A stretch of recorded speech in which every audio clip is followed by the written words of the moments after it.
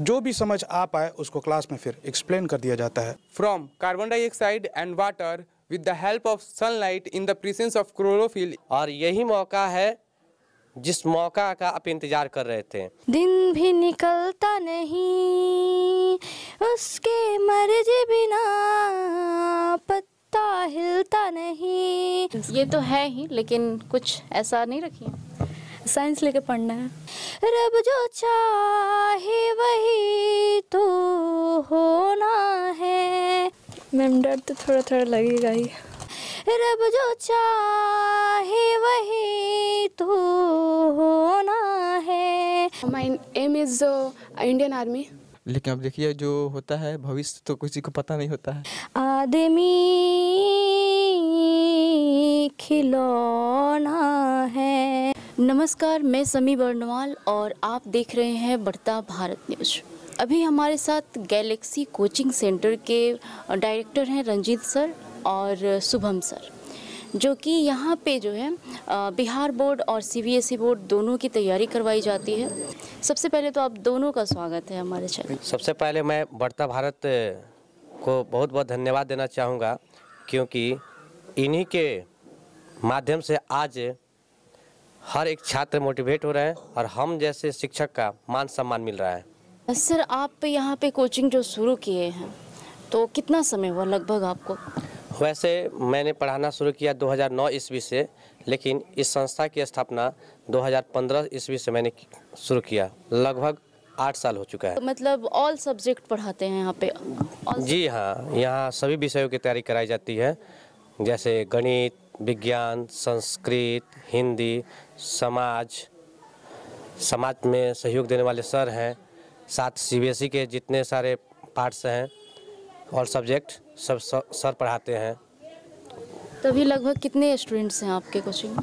अभी लगभग 250 plus student मेरे पास हैं। क्वेश्चन कि जो बच्चे जैसे कि बहुत तैयारी कर लिए हैं, सारे सिलेबस कंप्लीट हैं, लेकिन फिर भी उनके अंदर एक डर बना हुआ है, तो आप उन्हें क्या कहना चाहेंगे? मैं उन विद्यार्थियों को कहना चाहूँगा कि अगर उनको डर है तो उस डर को मिटाने का सबसे आसान तरीका है कि आप सभी विषय पर हम बिल्कुल पकड़ तैयारी बेहतर ढंग से रखें।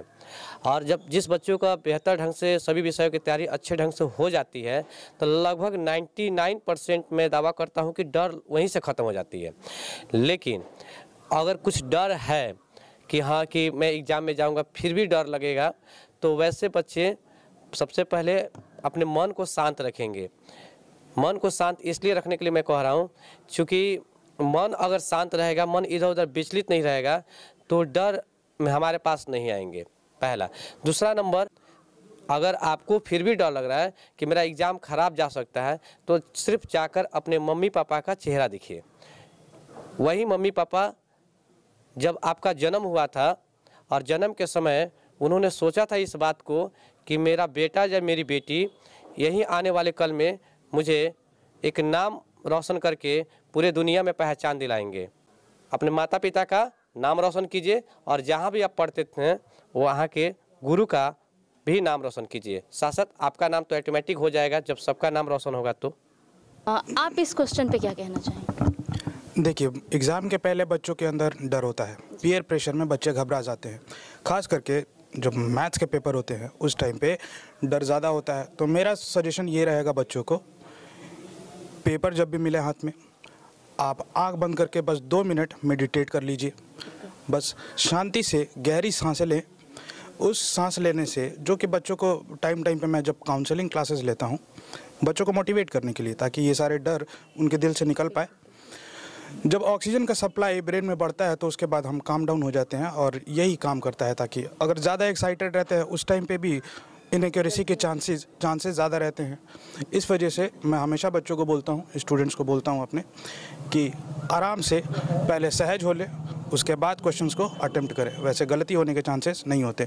और डर भी धीरे धीरे जब क्वेश्चन अटेम्प्ट होने लगते हैं, 1 से 2 हुआ, धीरे धीरे डर अपने आप ख़त्म होने लगते हैं। तो एग्ज़ाम्स का प्रेशर बिल्कुल नहीं लेना है, आराम से चिल होकर के एग्ज़ाम देना है। कि जैसे हम भी अपने स्टूडेंट लाइफ में थे, इस तरह के एग्ज़ाम हमने भी फेस किए हैं, और अभी के जो बच्चे हैं उनमें आप क्या अंतर पाते हैं, आप बताइए। हमारे टाइम पे बहुत ज़्यादा मोबाइल और टेक्नोलॉजी हमारे टाइम पे नहीं हुआ करती थी, बट आज टेक्नोलॉजी बहुत एडवांस हो चुकी है। हमारे टाइम पे हम ज़्यादा टेक्नोलॉजी का यूज़ नहीं कर पाते थे, एडवांस नहीं थी हमारे टाइम पे, बट आज के स्टूडेंट्स हर चीज़ थियोरेटिकल जो थियोरी पढ़ रहे होते हैं उसको प्रैक्टिकली हम फ़ोन के टेक्नोलॉजी का यूज़ करके हर चीज़ को देख सकते हैं, उसको विजुअलाइज कर सकते हैं। बट हमारे टाइम पे ये फैसिलिटी नहीं हुआ करती थी। ये एडवांटेज है अभी के स्टूडेंट्स के पास और उसका फ़ायदा भी वो उठा रहे हैं। पहले हमारे डाउट बहुत सारे रह जाते थे ऐसे ही दिमाग में, बस टीचर्स ने जो पढ़ाया क्लास में उसको रट लिया करते थे। और बट आज के स्टूडेंट्स जो हम प्रैक्टिकली स्टूडेंट्स को क्लास में मोबाइल के थ्रू हो या फिर वीडियो शेयर करके उनको दिखा करके देखिए, प्रैक्टिकली कुछ ऐसी चीज़ें होती हैं, बहुत सारे रिसर्च जो साइंटिस्ट कर रहे होते हैं उनको भी शेयर करके सारे बच्चों को शेयर कर दिया जाता है कि आप देखिए, जो भी समझ आ पाए उसको क्लास में फिर एक्सप्लेन कर दिया जाता है। तो ये एडवांटेज है आज के बच्चों के पास। और आप कौन सा सब्जेक्ट पढ़ाते हैं? मैं साइंस और सोशल स्टडीज़। जो आर्थिक रूप से कमज़ोर बच्चे हैं उनके लिए क्या कुछ आप सुविधा रखे हुए हैं? हमारी संस्था जब 2015 से स्टार्ट हुई तो सबसे पहले मेरे पास एक स्टूडेंट आई थी जिसका लेफ्ट हैंड आधा कटा हुआ था। वो बानू छापर साइड से आ रही थी और उसके अंदर मैंने देखा था कि इतने मोटिवेशन था पढ़ाई की जागरूक कि मेरे सारे बच्चे से पहले वो बच्ची आकर कोचिंग में बैठ जाती थी। और ठंडा के समय में मेरा कोचिंग सुबह 6 बजे था, उस 5:30 बजे तक वो कोचिंग तक आ जाती थी, वो भी क्या पैदल। इतनी गरीब परिवार से बिलोंग करती थी। तो मुझे उसी वक्त लगा कि ऐसे बच्चों से मुझे फीस नहीं लेना चाहिए। तब से आज तक मैं अपने कोचिंग संस्थान में जितने आर्थिक रूप से पिछड़े हुए बच्चे होते हैं, अब आर्थिक रूप में पिछड़े हुए बच्चे का मतलब ये नहीं कहा कि उनके पॉकेट में मोबाइल अच्छा सा है, ठीक ना, तो वो आर्थिक रूप से पिछड़े हुए नहीं हैं। आर्थिक रूप से पिछड़े हुए का मतलब ये हुआ कि अगर उनके पिताजी सुबह में खाना के लिए व्यवस्था कर दिए हैं तो रात में बच्चा खाना खा पाएंगे कि नहीं, वो परिवार खाना खा पाएगा कि नहीं, और वो बच्चे पढ़ने के लिए जुनून में हैं। तो वैसे बच्चों के लिए हम लोग यहाँ फ्री में पढ़ाते हैं, साथ साथ समय आने पर हम लोग उनको आर्थिक रूप से मदद भी करते हैं। जैसे कि प्राइवेट सेक्टर और गवर्नमेंट सेक्टर दोनों है शिक्षा के क्षेत्र में, तो प्राइवेट सेक्टर गवर्नमेंट सेक्टर से किस तरह से भिन्न है और फिर क्या योगदान है शिक्षा में इसका? आज प्राइवेट सेक्टर के कारण ही हमारे जैसे बच्चे, या यूँ कहें दुनिया में जितने सारे आज बच्चे सफल हुए हैं, तो कहीं ना कहीं वो प्राइवेट सेक्टर के कारण ही बच्चे सफल हुए हैं। अब बिहार सरकार के द्वारा लगभग कुछ 6 महीनों से पढ़ाई में थोड़ा सा सुधार हुआ है और सारे बच्चे इस पर डर के कारण स्कूल में जा रहे हैं।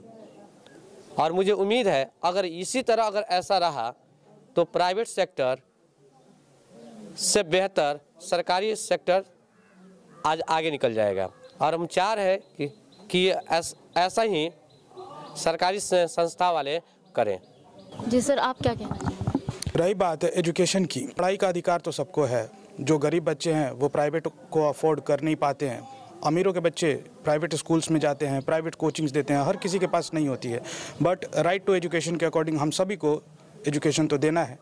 हम लोग अपनी पूरी कोशिश करते हैं कि प्राइवेट सेक्टर में होते हुए भी बच्चों को अच्छी से अच्छी शिक्षा दे और जो गरीब बच्चे हैं उनकी फाइनेंशियली हेल्प करें, उनके चाहे फ़ी में डिस्काउंट हो या फिर फ्री में पढ़ाना हो, ये हम अपनी तरफ से कोशिश कर रहे हैं। प्राइवेट सेक्टर तो काम कर ही रहा है, लेकिन अगर गवर्नमेंट सेक्टर में जिस तरह से सुधार हो रहा है, अभी हम जैसे मतलब अच्छे मतलब फील्ड से बच्चे जा रहे हैं या फिर अच्छी तैयारी करके जा रहे हैं बच्चे, कॉम्पिटिटिव एग्ज़ाम निकाल करके, बेशक तो उनके अंदर जुनून भी है, तो देखा जा रहा है कि अब गवर्नमेंट सेक्टर में भी सुधार हो रहा है। तो बच्चों को एक बोलते हैं ना कि दोहरी लाभ हिंदी में, एक प्राइवेट से भी मिल जाएगा और गवर्नमेंट से भी, तो अच्छी पहल है और अच्छा मतलब सुविधा मिलने वाला है बच्चों को और अच्छा हो भी रहा है। चलिए, आप दोनों का बहुत बहुत धन्यवाद। अभी हम गैलेक्सी कोचिंग संस्थान में हैं जो कि कोतवाली चौक में है। प्रकाश के परावर्तन का क्या नियम है? प्रकाश के परावर्तन के 2 नियम होते हैं, आपतित किरण, परावर्तित किरण तथा आपतन बिंदु पर डाला गया लंब तीनों एक ही तल में स्थित होता है। आपतन कोण परावर्तन कोण के बराबर होता है। बहुत अच्छे। ओम का क्या नियम है? ओम का नियम विद्युत धारा और विभवांतर के बीच संबंध बताता है। इस नियम के अनुसार यदि किसी चालक के ताप में परिवर्तन न हो तो उसमें प्रवाहित विद्युत धारा उसके सिरों के बीच आरोपित विमानदर के सीधे समानुपाती होता है। अर्थात हम कह सकते हैं कि भी समानुपाती आई। कितने दिन से पढ़ रहे हैं सर? 3 ईयर से। सर कैसा पढ़ाते हैं? अच्छा पढ़ाते हैं। और तैयारी अच्छी है? अच्छी है। अच्छा, चीनी का रासायनिक सूत्र क्या है? C12H22O11। आपका नाम क्या हुआ? निखिल कुमार। 2 साल। सर कैसा पढ़ाते हैं? सर का पढ़ाने का तरीका बहुत मतलब अद्भुत है। जो भी पढ़ाते हैं एकदम मतलब जो होता है ना माइंड में एकदम पूरा कैच हो जाता है और बाद में जो समझ में नहीं आता है उसको हम लोग छुट्टी के बाद रुक के पूछते हैं तो सर बताते हैं बहुत अच्छा से। और संडे को डाउट क्लास रखते हैं, जो भी डाउट होता है उसमें हम लोग पूछते हैं तो सर अच्छा से बताते हैं, समझ में आ जाता है पूरा अच्छा तरीका से। तैयारी अच्छी हो गई है? जी होता है। 1/10 कॉट थीटा होता है। प्रकाश किसे कहते हैं? प्रकाश वह कारक है जिसके सहायता से हम किसी वस्तु का स्पष्ट देख सकते हैं। अवतल दर्पण का उपयोग कहाँ कहाँ कर सकते हैं हम? अवतल दर्पण का उपयोग हजामती दर्पण के रूप में होता है, तो सैलून में बाल काटने का या फिर दाढ़ी बनाने के लिए, और फिर सजावट के काम में भी होता है, इलाज करने के लिए उसमें भी उपयोग करते हैं। बाइक होता है उसके जो अग्रदीप होता है ना हेडलाइट, उसमें भी उसका उपयोग होता है। फ्यूचर गोल क्या है आपका? फ्यूचर में तो मतलब फैमिली प्रेशर है पुलिस ऑफिसर बनने का, लेकिन जो मेरा एम है वो है सॉफ्टवेयर इंजीनियर बनना है मुझे। आपका नाम क्या हुआ? ज्योतिष कुमार। अच्छा, आपको कौन सा सब्जेक्ट अच्छा लगता है? साइंस। साइंस। साधारण नमक का क्या सूत्र है? NaCl। और तैयारी अच्छी है?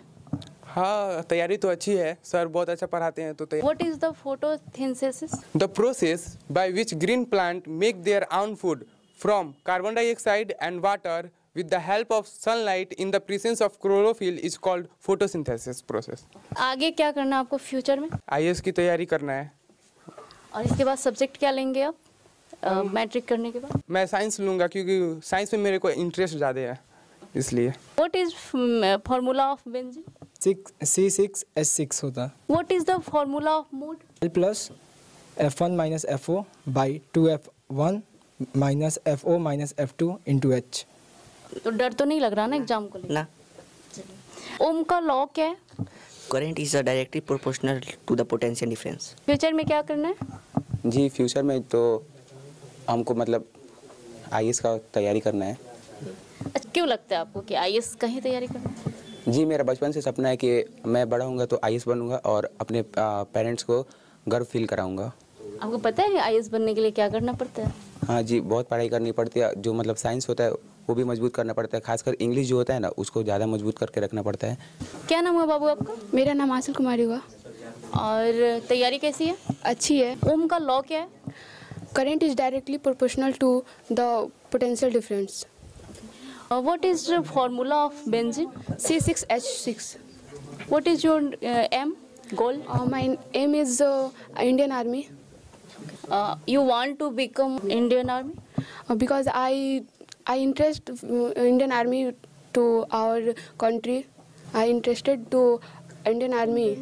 क्या नाम हुआ आपका? लकी कुमारी। प्रकाश के परावर्तन का क्या नियम है? प्रकाश के परावर्तन के 2 नियम है। आपतित किरण तथा परावर्तित किरण पे डाला आपतन बिंदु पे डाला गया लम्ब तीनों एक ही तल पे होता है। आपतन कोण परावर्तन कोण के बराबर होता है। बहादुर पाठ के लेखक का क्या नाम है? अमरकांत। क्या आपको फ्यूचर में क्या गोल है आपका? पायलट बनना। क्या नाम हुआ आपका? अनामिका कुमारी। तैयारी अच्छी है आपकी? Yes ma'am. संयोजन अभिक्रिया क्या है? वो रासायनिक अभिक्रिया जिसमें 2 या 2 से अधिक पदार्थ आपस में संयोग करके एक नया पदार्थ का निर्माण करता है। वो नया पदार्थ मूल पदार्थ से भिन्न होता है, जैसे C+O2 CO2। और तैयारी अच्छी है आपकी? जी मैम। डर तो नहीं लग रहा? मैम डर तो थोड़ा थोड़ा लगेगा ही। अच्छा, बहादुर पाठ का लेखक कौन है? अमरकांत। ये प्रकाश के परावर्तन का क्या नियम है? प्रकाश के परावर्तन के 2 नियम होते हैं। आपतित किरण परावर्तित किरण आपतन बिंदु पर डाला गया अभिलंब तीनों एक ही तल में होता है। आपतन कोण परावर्तन कोण के बराबर होता है। साधारण नमक का सूत्र क्या है? NaCl। भारतीय राष्ट्रीय कांग्रेस की स्थापना कब हुई थी? 1885 ईस्वी में। भारत छोड़ो का नारा किसने दिया था? महात्मा गांधी ने। भारत छोड़ो आंदोलन कब हुआ था? 1942 को ईस्वी। और फ्यूचर में क्या करना है आपको? आर्मी में ज्वाइन करना है, आर्मी बनना चाहती हूँ। हाइड्रोक्लोरिक अम्ल का सूत्र क्या है? HCl। जल का सूत्र? H2O। फ्यूचर में क्या करना है? IAS बनना है। सर कैसा पढ़ाते हैं? बहुत अच्छा पढ़ाते हैं, पूरा डाउट क्लियर करते हैं और जो समझ में नहीं आता है बाद में समझाते हैं क्लास देके। और जो बच्चे फी नहीं दे पाते हैं या फिर वो पढ़ने में थोड़े से कमज़ोर हैं, उनके साथ उनके लिए क्या करते हैं सर? उसको फ्री में पढ़ाते हैं और जो बच्चे कमज़ोर है उसको और ज़्यादा उस पर मेहनत करके उसे अच्छा से इक्वल बनाते। गुड। मैग्नीशियम का संकेत क्या होता है? Mg। और सोना का? Ag। और फ्यूचर में आपको क्या बनना है? Ma'am singer. कोई गाना सुना दीजिए फिर तो।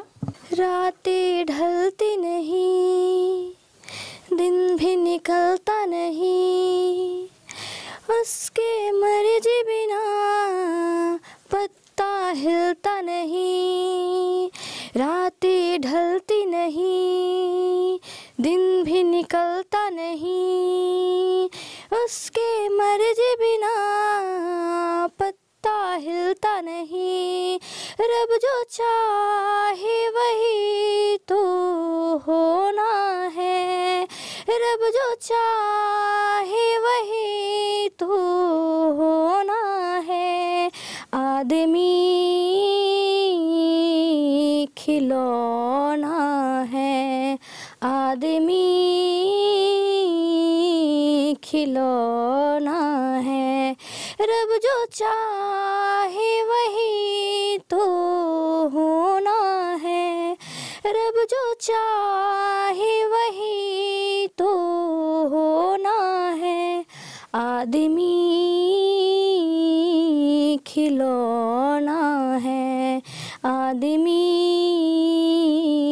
खिलौना है। बहुत अच्छे, बहुत।